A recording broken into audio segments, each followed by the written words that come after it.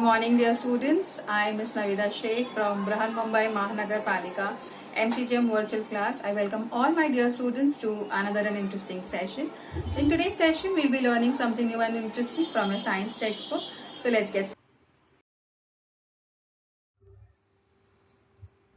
Good morning, students. I welcome all my dear students. Earth and some plants are colorful, some trees do not have flowers only. They have some plants grow in water, some are found in desert regions where there is no water and very less amount of water is available, whereas some plants are found only in snowy regions. Some plants cannot be seen without our naked eyes. We need microscope to observe it because they are very minute, whereas some are huge in size. Like plants, animals too have diversity. Diversity means there is a huge variety in them. Means there are different types of animals and plants. Some are unicellular, others are multicellular, some are vertebrates, whereas others are invertebrates. Now, the meaning of vertebrates and invertebrates is related to the spinal cord, and we have learned this in our sixth standard. Okay, so you need to recollect that. This world is full of a variety of animals living on land, that is terrestrial, living in water, that is aquatic, amphibians, which live in water and land both, reptilians, aerial, that fly, etc. Okay, so here, simple word, but it is new to you. So I will just show you all a few pictures and then we will discuss about it. Now there are two images in front of you. One is a snowy region and the other a plant which grows in the dry region where you have very less amount of water, or you can say it grows in a desert region. Now let's continue with the actual meaning of adaptation in plants. Now adaptation, the meaning of adaptation. Adaptation means a very first thing that we'll be doing today, that the plants, they also adapt according to the environment that they're living in. These are changes that help a plant to survive in that particular environment. Now suppose if you are let into a snowy region, we live in Mumbai, we live in Maharashtra. Our region is, we do not have extreme summers or we do not have extreme winters. We have moderate amount of all the climate, right? But if you go to a region like, say, Rajasthan, or if you go to Kashmir, you will go there and you need to take so many things along with you. If you're going to Rajasthan, you will take light clothes with you. But whereas if you go to Kashmir region, you take woolen clothes with you.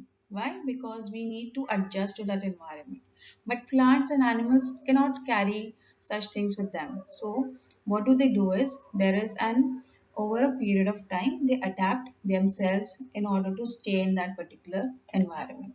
Okay, so first we will see how plants survive underwater, then in the desert, and then where the soil lacks nutrients. Okay, so first, there are a few examples. That is, the seaweed is a plant adapted for its underwater environment. Cactus is adapted for the desert environment, right?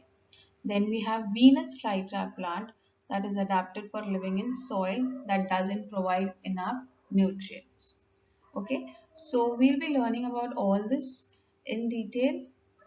So let's start. The very first example, the very first is adaptation in aquatic plants. Now, if you look at these type of plants are called as aquatic plants, the plants which live inside the water.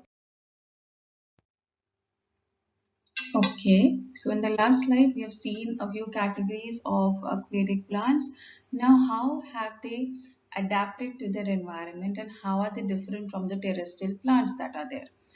Now, if you see in this picture, you will see that the stem is not that hard as compared to the plants which are there in the terrestrial region. Okay, they are ribbon like, they are flexible. Why is it so? Because they can withstand the water currents. When the water there's a water current which is very extremely fast, means when the water starts to flow, and that could damage the plant if the stems are hard. Okay, so that is the reason the leaves and the stems are thin and ribbon like. Next, the entire surface of the leaf or the plant of aquatic plants are mostly covered with a waxy layer, okay, which does not allow it to fully submerge into water, and if the water falls onto it, it rolls off because it has a waxy coating over it. Okay, and this is also one more reason why the plants, even if they are inside, even if they are submerged in the water or on the surface of the water, they do not rot. Rot means सड़ते नहीं है वो लोग, ठीक है?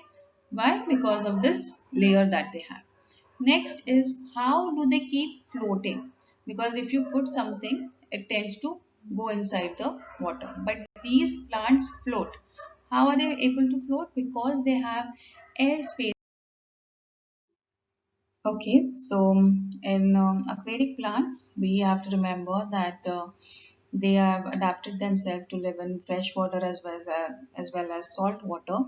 First, first we'll take an example of the seaweed. It is an aquatic plant. It is adapted for underwater life. These plants have air bubbles in them in their leaf, which helps them in the exchange of oxygen from the water to the plant. It also helps keep the seaweed upright because of the air bubbles that are there in them. Okay, the leaf of underwater aquatic plants are also softer than the above ground plants. As I told you earlier also, this softness allows the plant to move easily with the waves without breaking. There are a few things that we need to remember when we talk about adaptation. They have firmly rooted in soil and submerged stems. Some plants entirely remain afloat, means पूरी तरीके से पानी के ऊपर रहते हैं, बिल्कुल भी नीचे नहीं, without floating roots, while some are submerged in water. Stems and petioles are soft, flexible. Leaves and flowers float on water. Some plants have thin, ribbon-shaped, slender leaves. This is an adaptation to withstand. Much is clear? Chalo, let's take a few examples of aquatic plants. Now, this is water lily, which grows has rooted bottoms with leaves and afloat that float on the water surface. Then you have a Pistia stratiotis, an example of a plant that floats freely on the water surface. Then this Ceratophyllum is a plant which it is free floating plant that grows completely submerged in the water. The next and a very interesting thing that we are going to do today is plants in desert. It is a very extreme climate where the plants do not get sufficient amount of water. Okay, there is scarcity of water, and even in such harsh conditions, plants have adapted to live there. Now, how have they adapted? We'll study that. Now, deserts are the home to many living things. In fact, deserts are second only to tropical rainforests in the variety of plants and animal species that live there. Here you can see a cactus. This is also another example of a succulent. How do you think plants grow in a place that is very, very dry? Many of the fascinating features of desert plants are adaptations. They have a few characteristics which is very important and very interesting also. How are they surviving in such harsh environment? The, okay, so the roots of the desert plants penetrate deep in the soil in search of water. They have a thick layer of waxy substance on stem which helps to avoid means loss of water because of evaporation. They have leafless or leaf-like small needles. These leaves have been modified into thorns for conserving water. Very little water is lost by evaporation because of them. The stems are fleshy as water and food is stored in them. Okay. Modified stems perform photosynthesis and hence are green. Example is cactus. So this is a gist of what we have learned about human plants. You can see few examples of desert plants here. Next is adaptation in snow region plants. Now, when we talk about, again, plants have adapted themselves to survive there as well by having a particular shape in them. They have a conical structure. Okay, if you see this example here on the right hand side, you will see that conifers like deodar and pines are seen in snowy regions. These trees have conical structures with sloping branches. Means हमारे जो normal branches होते हैं, they are widespread, but here they are in a sloping position. Why?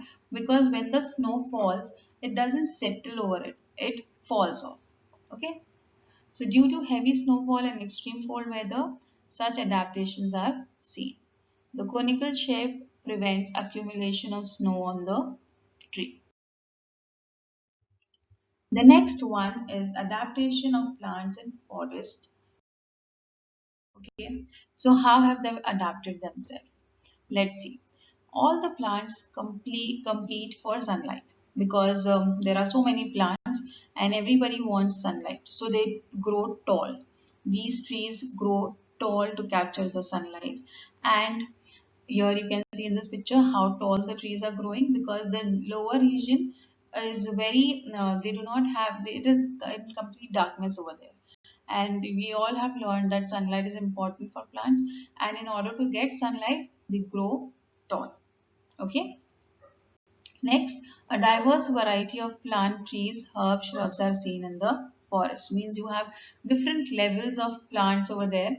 You have small herbs also, then bigger than that shrubs also, and bigger than those are trees that you see in the forest region. Climbers have adopted by having spring-like tendrils forest region. The next is adaptation in grassland plants. So, when we talk about grasslands, the very first thing comes in your mind is grass. Okay, a land which is covered with grass. There are this land over here. When we talk about grassland, they have various types of grasses. Depending, they might be very tall. Also, there might be small grasses, but they are very important because it helps in the diversity of animals also. How? I'll be explaining you later. Now the next thing is we have vast meadows which are found in plain hilly regions. Then it helps in avoiding it helps in preventing soil erosion because of the fibrous roots of grasses. They are very tall grasses are seen in the equatorial region as different large animals also take shelter in these grasses while hunting. Then you have short grasses also in the cold region. It is clear. The next and the very interesting one for today is adaptation. Now the plants are autotrophic. These plants are also autotrophics, mean they prepare their own food. But as the soil lacks certain amount of nutrients in them, they become parasitic. Okay, parasitic means taking nutrients from the other plant or other organism. Like for example, first we'll talk about a plant that is a parasitic plant. Means it winds itself around a plant. It penetrates, the roots penetrate into the stem and they take in all the water and food from them and nourish themselves. And on the other hand, they are harming also because they're taking in all the food from the plant that is there. Okay, and that is why it is called as a parasite. Here you can see because they do not have a leaf, they cannot perform photosynthesis and hence they have to survive depending upon the other plants. There are hostorial roots for sucking and absorbing nutrients from the host plant. Next is fungi. They cannot perform photosynthesis because they do not have chlorophyll, and they obtain food from starchy foodstuffs. You must have seen it on your bread. If you keep bread outside for a very long period of time, and if you open the packet and see, you will see that it has turned green in color or black in color, right? Because these fungus grow over the moist and dead things, okay, rotten things. Fruits like fiber are present in them for absorption of food. Now here you can see mushrooms. They are also growing on the decaying organisms, okay, and they take nutrients from them. Because they do not have chlorophyll, they cannot prepare their own food.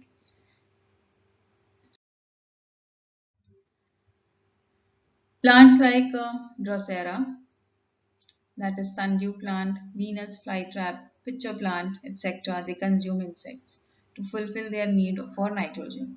The plants in nitrogen deficient are usually insectivorous plants. Such plants have structural adaptation, means their body is adapted and they have modified in such a way that they attract the insect and then they hold them captive. Matlab, they will they have liquid fluid in them which attracts the insects and other organisms, and once they enter there they trap them inside, okay. Like here you can see, this is first one was Venus flytrap, this is sundew plant, which how they are, see how they attract the insect. Once the insects get inside, they quickly catch hold of them. If you like the session, please do not forget to subscribe to our channel so that you can share and view the videos that we had today for you.